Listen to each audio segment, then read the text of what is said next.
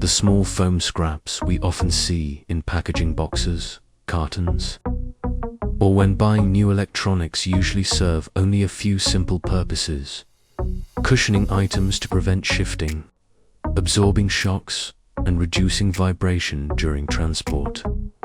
Most people throw them away right after unboxing, considering them non-biodegradable waste that harms the environment. But today, I'm going to bring you $1 million idea from something that seems completely useless. Welcome back to Amazing Smart. Step 1. Create the foam WD-40. Mix dry, put the foam scraps into a plastic container. Then I sprayed WD-40 onto the foam until it began to dissolve into a sticky mixture. Using a stick or stirring tool, I mixed it thoroughly until the foam completely melted, forming a viscous, glue-like solution. A quick science note: WD-40 acts as a solvent that breaks down the polystyrene structure in foam, causing it to dissolve. When combined, it creates a resin-like adhesive that can be used for sealing, coating, or shaping.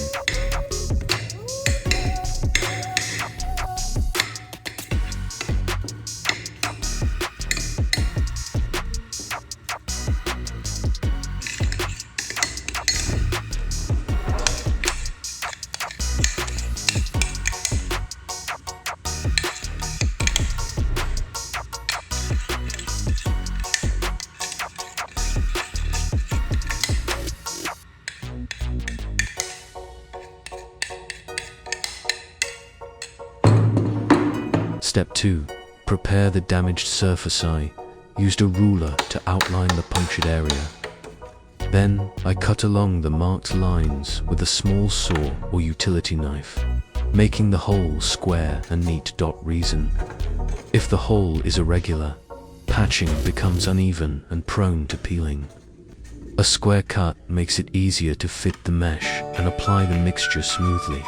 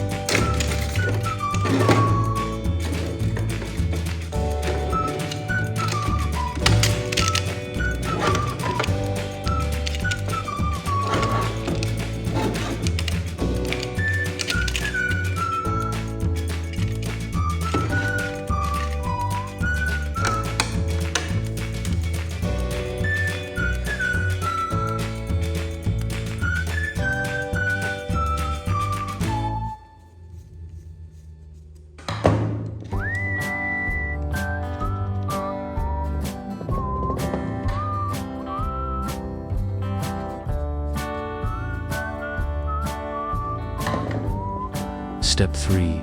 Reinforce. With paper clips, I used a flat-tipped soldering iron and a few paper clips. I placed the clips across the edges of the hole, then pressed them in with the hot soldering iron, melting them into the plastic to secure the broken area. Tip: heated metal clips embed into the plastic like a skeleton frame, preventing the crack from spreading further.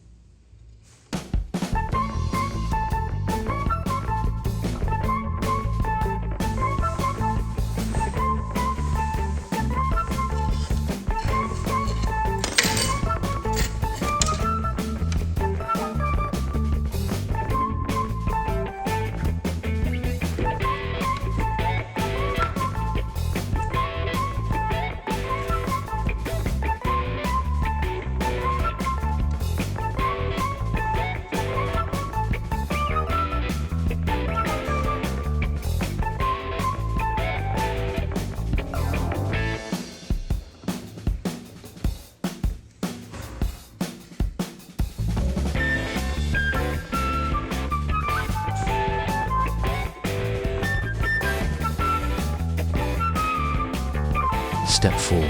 Install a reinforcing mesh. I cut a small piece of metal mesh to fit the hole. I positioned it, marked the edges, and soldered it firmly in place. Purpose: the mesh acts as a foundation, allowing the foam WD-40 mixture to grip tightly and stay secure even when the bike vibrates.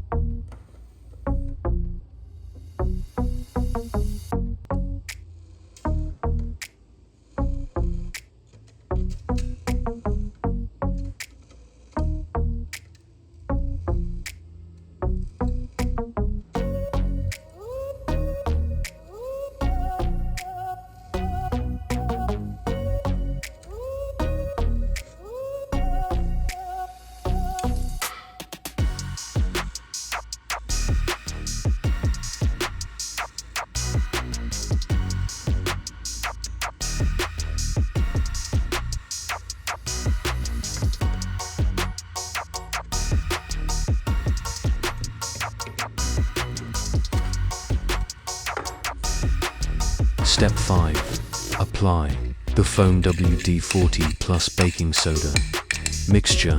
Now it's time to use the prepared mixture. I added a little baking soda to the solution. Baking soda increases hardness and reduces brittleness. I spread the mixture over both sides of the hole, covering the mesh completely with no gaps. Then I waited until the mixture hardened. Explanation: once dry, the mixture becomes a solid resin similar to epoxy, capable of bearing weight and resisting water.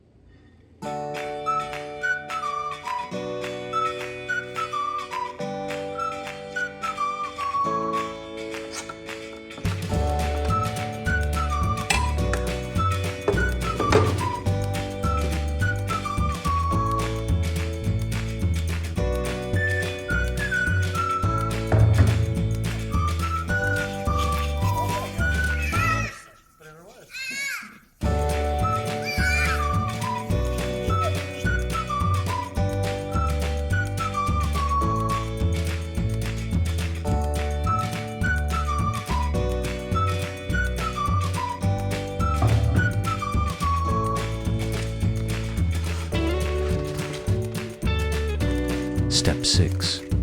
Finish the surface after the patch hardened. I sanded the entire area smooth with sandpaper.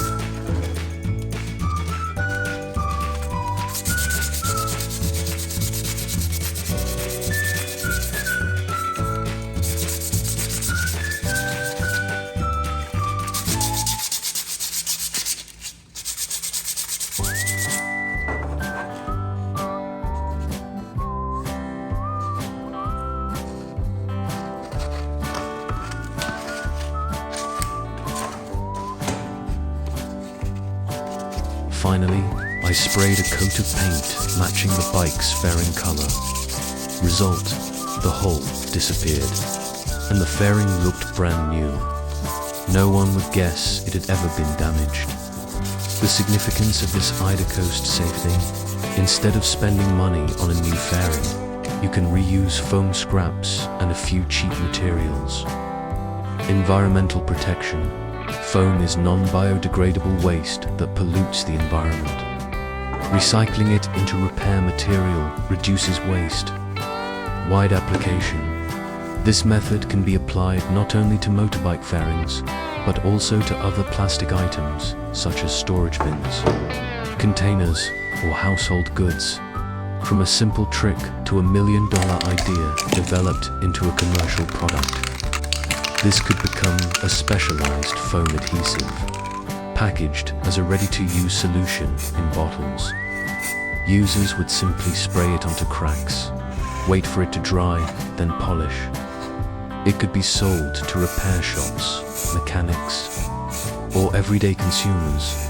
This is the $1 million potential, turning waste into valuable material, both economical and eco-friendly. And that's it. I successfully restored a motorbike fairing that seemed destined for the trash, using nothing more than foam scraps and a little creativity. Thank you for watching, and don't forget to support Amazing Smart so we can continue discovering more clever and exciting tricks together.